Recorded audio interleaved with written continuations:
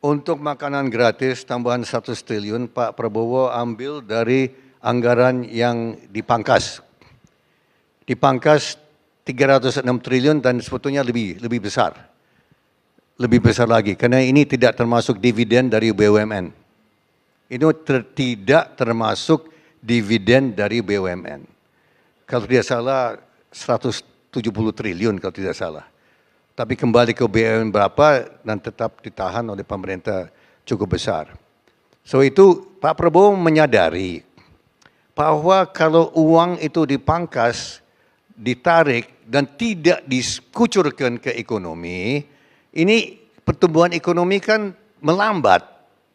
Ya. Prabowo ada keuntungan satu Pak CT.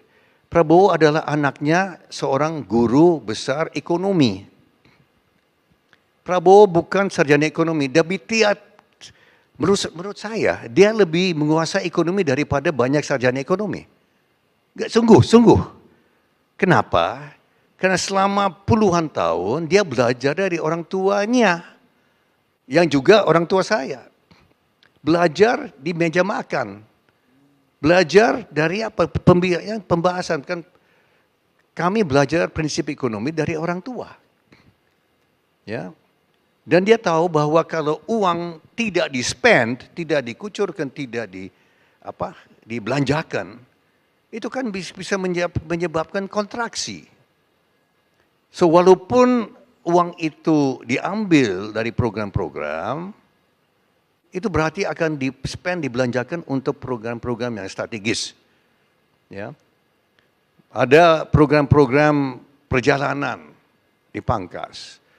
Perjalanan ke luar negeri dipangkas, saya dengar dipangkas 21-22 triliun rupiah. Untuk kunker-kunker ke luar negeri. Studi banding ke luar negeri. Dan banyak sekali yang saya dengar dari dia pangkas. Ada program konyol. Ya, nanti saya bisa cerita sama Pak Seti yang mana yang di sini. Ada ya, yang konyol-konyol itu. Banyak yang konyol ternyata.